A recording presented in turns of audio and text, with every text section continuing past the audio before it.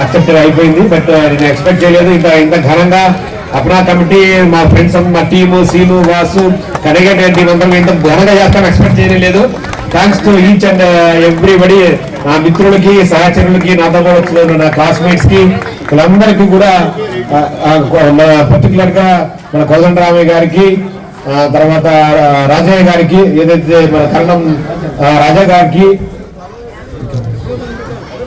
ఇంకా మా అంకమ్మన్నయ్య గారికి, మా సొరవుడు కరణం చెన్నయ్య గారు లేకపోతే నేను ఈ స్టేజ్ మీదనే ఉన్నాను. నేను ఏదో మామూలుగా మా ఊర్లో స్కూల్ ఉంది, ఆ స్కూల్ ముందు మా ఇల్లు ఉంది, ఇంట్లో మా అమ్మ పెట్టింది తిని స్కూల్కి వచ్చి చదువుకొని నేను సక్సెస్ కాగలిగాను. కానీ స్కూల్ కనుక మా ఊర్లో లేకుంటే ఇప్పటికీ నేను వ్యవసాయం చేసుకుంటూ ఉండేవాడిని. అదే మా అమ్మ కష్టంతో, ఇంట్రెస్ట్ తోటి వాళ్ళు కూడా సపోర్ట్ చేయగలిగారు కాబట్టి ఈరోజు నేను ఈ పొజిషన్ ఉండగలిగాను. సో ఇది చాలా ఇంపార్టెంట్. ఆ మహానుభావుడు చెన్నై గారు ఒక సామ్రాజ్యం సృష్టించగలిగారు. చిన్న స్కూల్ తోటి ఎంతో మంది ఐఏఎస్, ఏ స్కూల్ నుంచి శ్యాంబాబు ఐఏఎస్ గారు, సీనియర్ ఐఏఎస్ గారు కూడా మా స్కూల్ నుంచి వచ్చారు. మహానుభావులు కూడా కాదు, తెలియని వాళ్ళు ఇంకా చాలా మంది ఉన్నారు. సివిల్ సర్వెంట్స్ కానీ, లాయర్స్ కానీ, డాక్టర్స్ కానీ, వాళ్ళందరూ ఎక్కడెక్కడో ఈ రోజు అమెరికా, ఆస్ట్రేలియా, దేశ విదేశాల్లో కూడా అందరూ కూడా హ్యాపీగా ఫరీష్ గా ఉన్నారంటే ఆ మహానుభావుడు చెన్నై గారు, తాత గారు పెట్టిన భిక్ష అందరికీ కూడా ఇప్పుడు మేము చెప్తా ఉన్నాము. ఈ రోజు పిల్లలు కూడా అదే చెప్తాను, చదువు ఒకటే జీవితం, చదువుకుంటే ఏదైనా సాధించవచ్చు, చదువుతోటి అద్భుతాలు చేయొచ్చు. మీరు కష్టపడండి, చదువు మర్చిపోకండి, చదువు ఒకటే ప్రాణం పెడుతుంది. ఈ రోజు నేను కానీ వీళ్ళందరూ కూడా, మన రాజీవ్ గారు, చెన్నై గారు, కోదండరామయ్య గారు ఈ స్థాయిలో ఉన్నారంటే చదువుకుంటే మార్గం.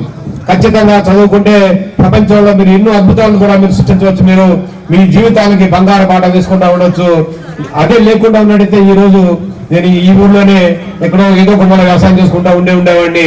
ఆ చదువు ఉంది కాబట్టి ఈ స్థాయికి రాగలిగాను. దయచేసి మీరందరూ కూడా ఇప్పుడు ఈ స్థాయి నాలాగా ఇంకా చాలా మంది పైకి వచ్చారు. ఈ ఊర్లో వారిందరూ చెప్పినట్టు మా పర్వతనేని వీరయ్య చౌదరి గారు పన్ను నిరాకరణ ఉద్యమం నుంచి స్టార్ట్ చేసి దేశవ్యాప్తంగా ఆ రోజు భారత జాతీయ సంగ్రామ పోరాటంలో ఒక మంచి ఘట్టాన్ని ఆవిష్కరించిన వ్యక్తి ఆయన. అలాంటి గొప్ప వ్యక్తులు కామ్రేడ్ కొల్లా వెంకయ్య గారు, డాక్టర్ లావు నాగేశ్వరరావు గారు, సుప్రీంకోర్టు జడ్జి గారు, లావు రత్తయ్య గారు, తెలిసిన విజ్ఞాన ఆయన సృష్టికర్త, వీళ్ళందరూ కూడా గొప్ప వాళ్ళందరూ కూడా మా ఊరికి చెందిన వాళ్ళే. ఈ ఊర్లో పుట్టినందుకు నిజంగా నేను గర్వపడుతూ ఉన్నాను. వాళ్ళనే కాటన్ మిల్స్, ఆయిల్ మిల్స్ పెట్టారు. వాళ్ళందరూ కూడా మాకు స్ఫూర్తి. వాళ్ళందరూ కూడా సో అందరూ కూడా ఈ ఊర్లో అందరూ కలిసికట్టుగా మనం పనిచేస్తా ఉన్నాం. ఈ రోజు వరకు కూడా మా పోలీస్ స్టేషన్ లో క్రైమ్ కేసులు ఉండవు. మా మండల పరిధిలో మా ఊళ్ళో కూడా ఇప్పుడు కూడా క్రైమ్ కేసు లేదంటే అర్థం ఏంటి? మా ఊరి ప్రజలు ఎప్పుడు ఎంత కూడా సుఖసంతోషంతో, శాంతి ప్రజలతో కలిసి ఉంటారని దానికి మీకు నిదర్శనం. గుంటూరు జిల్లాలో ఎక్కడికైనా వెళ్తారు కానీ మా ఊర్లో no crime rate.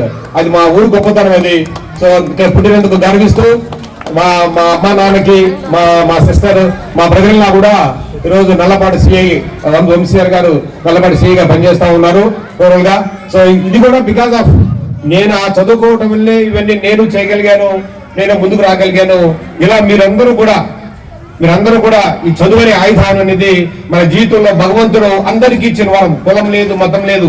There is no caste, creed, region, religion. కులమతాలకి సంబంధం లేకుండా, వర్గాలకు సంబంధం లేకుండా చదువు ఒక్కటే మిమ్మల్ని పైకి తీసుకెళ్తుంది. చదువు ఒకటే మనకి ప్రాణం. ప్రతి ఒక్కరు చేసుకోవాల్సింది, చదవాల్సింది అదొకటే.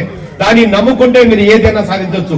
రాజకీయాలైనా, సామాజిక రంగాలైనా, ఆర్థిక రంగాలైనా, ఎనీ సోషల్ సివిల్ సర్వీస్ అయినా, ఎనీ జాబ్స్ అయినా కూడా, ఎడ్యుకేషన్ ఫీల్డ్, టీచర్స్ కూడా మీరు ఏది కావాలనుకుంటే అది చదవచ్చు, అది సాధించవచ్చు. Because of only education. దాన్ని మాత్రం మర్చిపోవద్దు. దాన్ని ఆ చదువులు మాత్రం ఇంకొకసారి అందరిని గుర్తు చేసుకుంటూ, నా మిత్రులు, నా సహచరులు, బంధువులు, నా క్లాస్మేట్స్, చాలా మంది పాత క్లాస్మేట్లు చూసా. ఈ రోజు చాలా సంతోషంగా అనిపించింది. అమ్మాయిలు ఇంత మర్చిపోయారు, మా సీతామహాలక్ష్మి, రామలక్ష్మి అందరినీ కూడా. So we are very happy to see you back.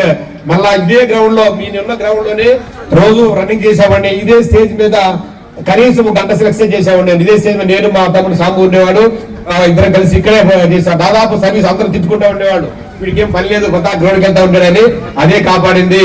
ఈ రోజు నాకు ఎక్కువ చేత కాదు, పీజీ అయిపోయిన తర్వాత ఎగ్జామ్స్కి వెళ్తే దాదాపుగా 4-5 ఉద్యోగాలు అప్లై చేసిన తర్వాత అన్నింటిలో కూడా టాప్ 8 లో రాగలిగాను నేను. ఆ సిఆర్పిఎఫ్ అయితే సౌత్ ఇండియా టాపర్ గా రాగలిగాను. దానికి కారణం నాకు గ్రౌండే. 4 రాష్ట్రాల్లో నెంబర్ 1 గా నేను రాగలిగానంటే నా ప్రాణం పెట్టింది ఈ స్కూల్, ఈ గ్రౌండ్. ఇది ఎప్పటికీ మర్చిపోలేను.